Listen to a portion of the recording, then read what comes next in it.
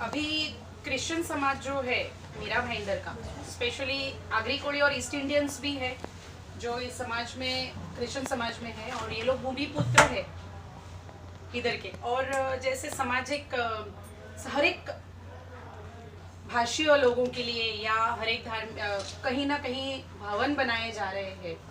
और हमारे क्रिश्चियन समाज कभी कोई मांग नहीं करती, कोई डिमांड नहीं रहती कि ये हमको चाहिए वो हमको चाहिए। मगर हमारा जो ईस्ट इंडियन लोग हैं, जो कोली लोग हैं, जो ईस्ट इंडियंस है, उनको बहुत सारी ज़रूरतें होती है जो मीरा भाईंदर महानगर पालिका से वो लोग इच्छा करते कि ये चीज़ हमारे लिए होनी चाहिए। तो यहाँ पे जो भवन है, हर जगह पे भवन बन रहे हैं और भवन की शायद एक राजनीति हो रही है कि ये इसने बनाया वो उसने। मैं क्या बोलती हूँ, कोई भी भवन से हमारा कोई भी गिला शिकवा नहीं है। सभी जाति धर्मियों को साथ में लेके सब काम करना चाहिए। मगर मुझे ऐसा लगता है कहीं ना कहीं शुरुआत क्रिश्चियन भवन से होनी चाहिए थी, मगर वो हुआ नहीं। तो मेरे को ऐसा लगा कहीं ना कहीं एटलीस्ट बीच में तो भी कहीं पे क्रिश्चियन भवन बीच में आके एटलीस्ट वो क्रिश्चियन लोगों का भी सोचे और उनके लिए भी एक भवन करे। ये मेरी मांग मनपा आयुक्त दिलीप डोले साहब से थी, तो उनसे मैंने मांग की है कल। और मैं आज भी गई थी महानगर पालिका उनसे मिलने के लिए, मगर उनसे मुलाकात नहीं हो पा रही है। तो आमदार नया डेवलपमेंट प्लान जो बन रहा है उसमें कुछ ऐसा रिजर्वेशन के लिए आपने सजेस्ट किया है? हाँ, सजेस्ट तो किसी और ने भी किया है शायद इसके पहले। तो सजेशन तो होना चाहिए कि डीपी प्लान में, और अभी तक डीपी प्लान मंजूर हुआ नहीं है। कलेक्टर साहब और दिलीप डोले साहब उस पर इंटरवीन करके हम लोग डीपी प्लान में अगर पहले ही पत्र देंगे तो उसमें डीपी प्लान में समावेश इस चीज़ का हो सकता है। इसलिए मैंने सोचा कि ये सही वक्त है कि इस पे हम मांग करें, तो इस पे हो सकता है। तो इसके लिए मैंने ये मांग की थी। अभी जो डीपी प्रसिद्ध हुआ था उसमें आपके उत्तन क्षेत्र में कत्ल खाने का एक रिजर्वेशन डाला हुआ है, उस पर आपका क्या कहना है? उत्तन में तो ऐसे तो पहली बात तो डंपिंग ग्राउंड आया है 2009 में, और अभी 1997 से तो रिजर्वेशन कत्ल खाने का दिखा रहा है। मगर ये राजनीति कहीं ना कहीं मुझे ऐसा लगता है कहीं ना कहीं राजनीति हो रही है। वेजिटेरियन लोग और नॉन वेजिटेरियन लोगों के बीच में ये थोड़ा सा मुझे लगता है कहीं ना कहीं उनके वाद विवाद पैदा हो रहे हैं यहाँ पे। तो मुझे लगता है सभी धर्म के लोग नॉन वेजिटेरियन में है, खाते हैं। थोड़े बहुत नहीं खाते होंगे, मगर मोस्टली तो 90 या 85% लोग नॉन वेज खाते हैं। और अब तक जैसे खा रहे, मुझे लगता है कत्ल खाने की ज़रूरत नहीं है। स्लॉटर हाउस बहुत बड़ा हो जाएगा और गंदगी फैलेगी, दुर्गंध फैलेगी। और जहाँ पे ये लोग ने प्रपोज किया है शिरे रोड, वहाँ पे रेसिडेंशियल लोग रहते हैं और वो गांव है। तो गांव में अगर आप कत्ल खाना या डंपिंग ग्राउंड रखते हैं तो उसको आप गाँव कैसे बोलेंगे? आप विरोध करेंगे उसका? यस, जरूर करेंगे। इसके पहले भी विरोध किया है। कोई न्यूज़पेपर में मेरा आर्टिकल भी आया था इस बारे में कि मैंने विरोध किया है कत्ल खाने का। मगर है हमारे दूसरे भी नेता जो है उत्तन के, उन्होंने भी विरोध किया है और मुझे लगता है कि ये विरोध सही है। इस मामले में आपने आयोग को कोई पत्र दिया था किस बारे में? विरोध करने के लिए? नहीं, कत्ल खाने के विरोध में मैंने पत्र नहीं दिया, मगर मैंने समर्थन दिया है। मैडम, हमारा सवाल यह है, जैसे आपने भवन की बात की, वहाँ से उत्पन्न में बहुत सारी समस्याएं हैं, तो उस पर क्यों आपने क्या बोल दिया? भवन के बारे में क्यों आप बहुत सारी समस्या, मतलब आप किस पे आप ध्यान ये करते हैं? समस्या वहाँ पर है जो कई सालों से है और घर घर तक वो बदबू जाती है, हर 12 महीने जाती है। ठीक है, तो उसके लिए आपने कभी अगर कोविड काल में जब भी मैं समाज सेवा में थोड़ा सा ज़्यादा इन्वॉल्व हो रही थी, तब आपने देखा होगा मैंने एक वीडियो बनाया था और उस पर करीबन 101 शेयर्स आ गए थे फेसबुक पे, ओनली फेसबुक, और व्हाट्सएप पे भी बहुत सारे ये गया था। और मैंने बहुत सारे लेटर्स भी दिए थे, क्योंकि ये जो है डंपिंग ग्राउंड, इसके वजह से जो आग लग के जो धुआं उठता है और जो स्मेल है, ये लोगों के लिए बहुत हानिकारक है। कैंसर जैसी बीमारियां उत्तन गांव में बढ़ रही है। हमने अभी तक उसका परसेंटेज नहीं देखा कि कितना बड़ा है, मगर अगर हम इसका सर्वे करेंगे तो मुझे लगता है कि डंपिंग ग्राउंड आने के बाद बहुत सारी बीमारियों का ये हुआ है, बढ़ोतरी हुई है। और मुझे लगता है कि डंपिंग ग्राउंड एक मेन रीज़न है उत्तन को गंदा करने का। और डंपिंग ग्राउंड माउंटेन एरिया में मुझे नहीं लगता कि होना चाहिए था। जिसने भी प्रपोज किया, जब भी पालिका में प्रपोजल हुआ और इसको बनाया गया, तभी लोगों ने विरोध किया था, क्योंकि मैं भी थी उस विरोध में और आंदोलन भी हुए थे, रास्ता रोको भी हुआ था। मगर हमको जैसे आश्वासनों का गाजर मिलता है सबको, तो वैसे ही लोगों को वहाँ पे मिला था कि यस हम डंपिंग ग्राउंड हटाएंगे, अभी आप लोग घर पे जाइए, अभी शांत रहिए, अभी कुछ मत कीजिए, और लोग शांत हो गए क्योंकि हमारे दिग्गज नेता लोगों ने हमको बोला कि ठीक है आप, तभी तो मैं समाज सेवक भी नहीं, एकदम एक हाउसवाइफ थी,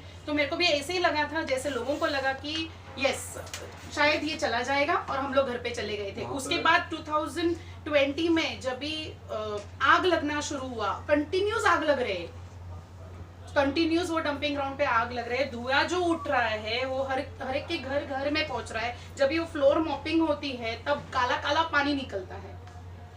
तो उसका ये मतलब है कि जो स्मोक है वो तो आपको पता ही है, जो भी गैसेस है वो लो लाइंग एरिया में सेटल होते हैं, तो ये हायर इस पे है, इसके लिए वो लो लाइंग एरिया में गैस सेटल हो रहे हैं और उसी पे लोगों को हेल्थ में इश्यूज आ रहे हैं। तो आग लगती है लगाई जाती है? लगती है।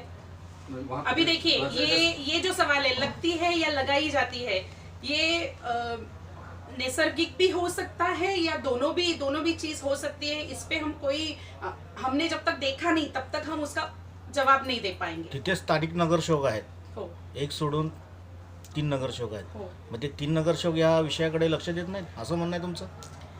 ते बघा, ते त्यांच्या पॉलिटिकल पार्टी बरोबर त्यांचं हे आहे, समावेश आहे, ते त्यांच्या राजनेत्याला उत्तर देतील। आम्ही त्यांच्याकडे प्रश्न करू शकत नाही, जे मी करू शकते ते मी करेन। ते लोक करत नाहीयेत का करत आहेत हे मला माहित नाही, मी त्यांच्यावरती टिप्पणी करणार नाही, कारण मला काही अधिकार नाहीये त्यांच्याबद्दल बोलायचं। लोकांनी त्यांना निवडून दिलेलं होतं, लोकांनी निवडलेलं आहे, लोकांनी प्रश्न करायला पाहिजे त्यांना, मी प्रश्न करू शकत नाही आणि मी त्यांच्याबद्दल उत्तर सुद्धा देऊ शकत नहीं। मैडम मेरा सवाल अभी वापस वही है कि वहाँ की बहुत सारी समस्याएं, जैसे कि अपने एक डंपिंग की बात की, फिर वो वहाँ पे मच्छी ज़्यादा लोग रहते हैं जो मच्छी से अपना घर चलाते हैं।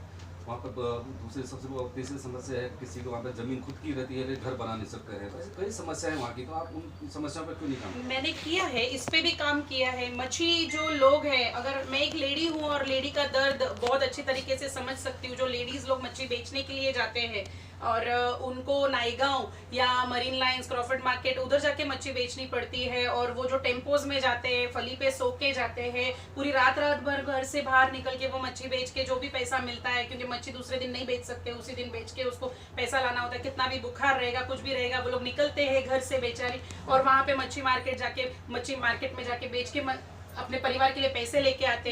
तो इस पे मैंने मुद्दा उठाया था कि हमारे लिए मीरा भाईंदर, जो वो लोग भूमिपुत्र है, भूमिपुत्र के लिए जगह नहीं है क्या? मच्छी मार्केट के लिए रिजर्व प्रॉपर्टी नहीं हो सकती क्या? अगर हम लोग रिजर्वेशन जोन्स पे अगर पालिका को बोलते हैं कि इस पे आप बात कीजिए कि मच्छी मार्केट हमको चाहिए, लोग जो है भूमिपुत्र है, उनका अधिकार है ये ग्राउंड पे, तो उनको कोई एक अच्छा ऐसा बड़ा ग्राउंड दीजिए। इस पे भी मैंने मांग की थी, मगर हमेशा ऐसा होता है कि ये इसलिए आज ये जरूरत पड़ी कि आप सब पत्रकारों को मुझे बुलाना पड़ा, क्योंकि आपके इसमें ये ताकत है, आपके कलम में, आपके आवाज में ताकत है। जो मेरी एक आवाज है, आपकी 100 आवाज बनती है, तो आप साथ में आओगे तो मेरी आवाज बुलंद होगी और ये आगे चला जाएगा कि उत्तर में बहुत सारी समस्या है, जैसे आप बोलते हैं, उसका निवारण होना चाहिए। आता तुम्ही एक व्हिडिओ जाहीर केला होता की उत्तन शहरामध्ये जो स्पीकर जो वाजवतात लोक, तर तुम्हाला रिसॉर्टवाले दिसले नाहीत? मी त्याच्यामध्ये समावेश केलाय। मी कोणालाच सोडत नाही, जेव्हा चुकीचं आहे तर मी सगळ्यांना घेते त्याच्यामध्ये।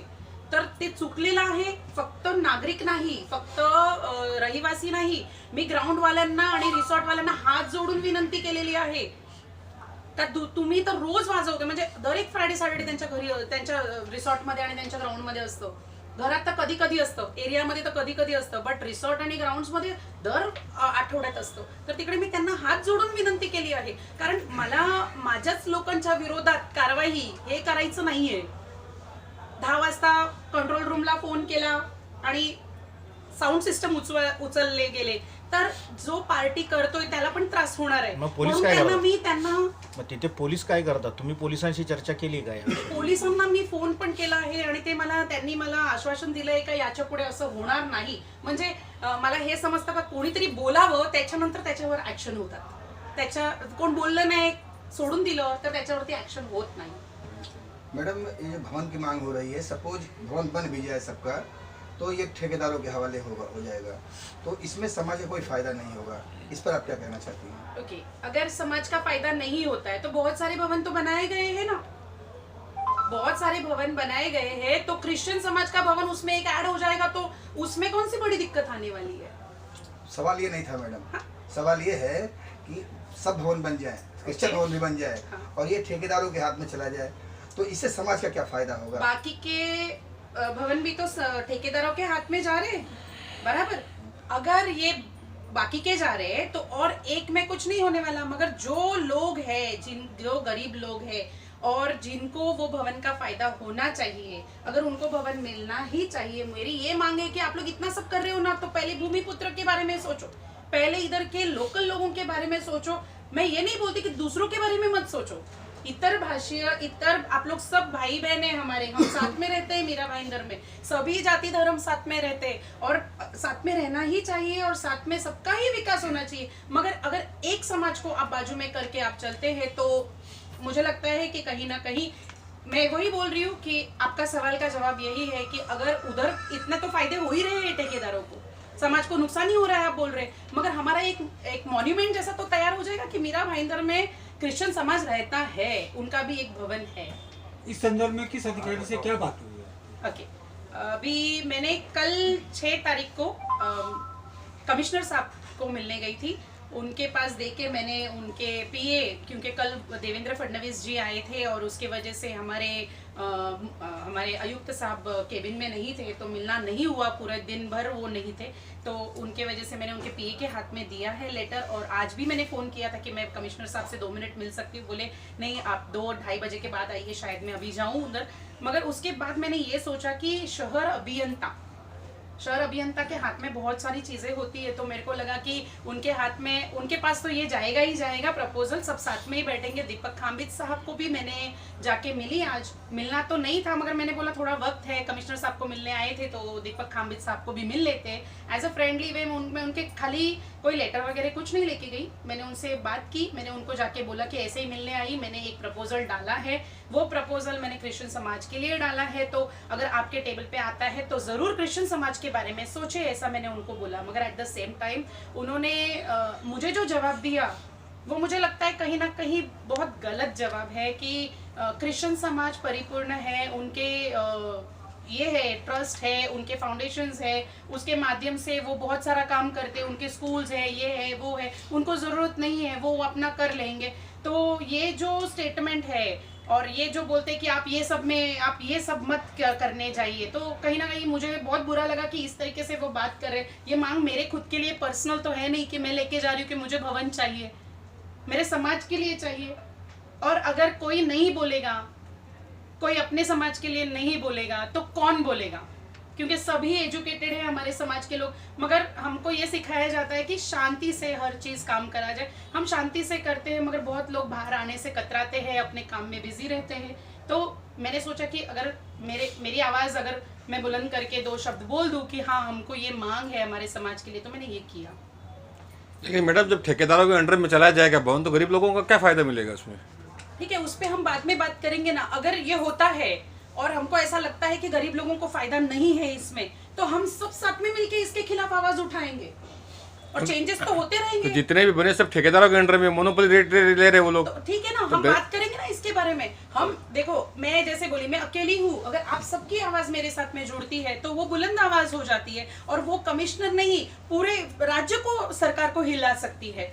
तो अगर ऐसा कुछ होता है तो हम करेंगे ना, हम इस पे भी बात करेंगे कि क्यों ये ठेकेदारों के हाथ में जाता है। इसको आप समाज कल्याण, ये जो भी ट्रस्ट है वगैरह या महानगर पालिका, उनके थ्रू कुछ करके हम कर सकते हैं। मगर ये अभी की बात है कि मुझे भवन चाहिए, ये मेरा ये मतलब ये आपका जिद है खाली। जंगम साहब आपसे सवाल एक, आपको 1 मिनट है साहब, 1 मिनट इनका जवाब देती हूँ। जिद, अगर जिद ना करे तो क्रांतिकारी नहीं बनता लोगों के हित में। तो आज भी हम क्रांतिकारियों को याद रखते हैं, तो किस लिए याद रखते हैं? क्योंकि उन्होंने कोई जिद की तब वो जिद पूरी हुई। अगर जिद ना करते हुए हम घर पे हमारे ऐशो आराम में बैठे रहे और कुछ ना सोचे तो कल तो हम तो मिट ही जाएंगे। हमारे बच्चों को भी कल क्रिश्चियन है, हम भाईंदर मीरा भाईंदर के लोग हैं, हम मेरे पति जन्मे हुए हैं मीरा भाईंदर में, मेरे बच्चे जन्मे हुए हैं, तो आप ये बोलते हैं कि कल वो उठ के बोलेंगे कि हमको मीरा भाईंदर से कोई लेना देना नहीं है? ऐसे कैसे होगा? मीरा भाईंदर से इनका लेना देना लास्ट तक रहना चाहिए, जन्मभूमि है। एक्सक्यूज मी मैम, यस, अगर कमिश्नर साहब आपके इस प्लान को अगर रिजेक्ट कर देती हैं, इस प्रपोजल को, तो आपका अगला कदम क्या होगा? रिजेक्ट करते हैं तो रिजेक्ट हुआ तो नहीं है, होने के बाद हम सोचेंगे क्या कर सकते हैं, क्योंकि ये तो सिर्फ ये मेरे ट्रस्ट के नाम से मैंने बनाया हुआ है। उसके बाद जो पेपर लगाना है वो लगा के करेंगे। समाज के प्रति आपकी जागरूकता लिए आपके साथ प्रदीप भाई से भी सवाल है। पंडित जी, आपने एक मुद्दा उठाया था, मैं आपको पीछे लेके जाता हूँ 3-4 साल पीछे, जब समाज के कार्यक्रमों के लिए महानगर पालिका अनुदान देती थी हर कार्यक्रम के लिए, वो मामला आपने कोर्ट में पीएल किया, जहाँ तक मेरा ध्यान है, मेरी याददाश्त जितनी है उसके हिसाब से वो साहब का जजमेंट था उनके अगेंस्ट में। तो आप उसे इसको किस रूप में लेते हैं? आप इसके लिए ऐसा कुछ करोगे? मीरा भाई ने उस टाइम आपने करोड़ों का फायदा करवाया, नो डाउट अबाउट दैट, तो वो जजमेंट अच्छा था और मेरा विचारधारा तो उसी बेस पे है। लेकिन मैडम की हम कद्र करते हैं कि वो अपने समाज के लिए लड़ रही है। जब किसी और समाज के लिए हो तो इनके लिए भी होना चाहिए, नहीं हो तो किसी के लिए नहीं हो तो फिर सबके लिए हो। तो मेरा सवाल आपसे है, आप इसके लिए कुछ करने जा रहे हैं क्या उसी बेस पे? नहीं, बेशक होगा। कैसा है कि मीरा भाईंदर महाराष्ट्र है, इंडिया है, हर जगह पे हर व्यक्ति को रहने का अधिकार है, लेकिन सिर्फ हिंदी भाषिक भवन बनाकर दूसरी राजस्थानी भाषा भी, आप खुद राजस्थान से बिलोंग करते तो वो भाषा का क्यों नहीं, गुजराती भाषा क्यों नहीं, केरला की भाषा क्यों नहीं, तेलुगु भाषा क्यों नहीं, मलयालम भाषा क्यों नहीं? तो मराठी भाषिक भवन आज तक मीरा भाईंदर में नहीं है। महाराष्ट्र में 70 साल बाद आज गिरगांव में उसका भूमि पूजन उद्धव जी ठाकरे ने किया था 1-1.5 साल पहले। मराठी भाषा भवन 70 साल बाद बन रहा है और इस मीरा भाईंदर में सभी प्रांत के भवन, मतलब मेरा तो बोलना ऐसा है कि वो भाषिक हिंदी भाषिक नहीं रख के सर्व भाषिक भवन कर दो। मतलब उसमें एक अलग अलग डिपार्टमेंट रहेंगे। मैथिली भाषा का भी कुछ भवन विक्रम प्रताप सिंह कर रहे बिहार प्रकोष्ठ के माध्यम से। तो ये समाज के अंदर बांटने का काम यहाँ के विधायक, यहाँ के पॉलिटिशियंस कर रहे हैं। जो इस पीएल की आप बात कर रहे थे उसका भी मैं आपको ये करता हूँ कि जैन समाज हो या कैथलिक समाज हो, कैथलिक समाज के लिए भी 50 लाख रुपया खर्चा करती थी महानगर पालिका, जैन समाज के लिए भी 65 लाख रुपया खर्चा करती थी, मुस्लिम समाज के लिए 25 लाख, मारवाड़ी समाज के लिए जो ये गणगौर उत्सव होता था उसके लिए 25 लाख, छठ पूजा के लिए 25 लाख। तो ये 25 लाख रुपया हर ट्रस्ट जो कार्यक्रम करता है, पब्लिक का तो देखो बेनिफिट नहीं मिलता है उसको, इसके लिए मैंने वो पीआई फाइल किया था और उसका जजमेंट आया था और ऑल ओवर महाराष्ट्र में उसका आज इम्प्लीमेंटेशन हो गया। कम से कम 75 करोड़ रुपया साल का बचा है। 75 करोड़, मीरा भाईंदर की सिर्फ 4 करोड़ बचाने के चक्कर में हम लोग ने 75 करोड़ रुपए बचाए। तो अगर ये भाषिक वाद अगर ये इस भवन से होता है तो कल उस पीआई को हम लोग वापस रिप्लेस करके वापस इसके ऊपर हम लोग फाइट करेंगे कोर्ट में जाकर। धन्यवाद।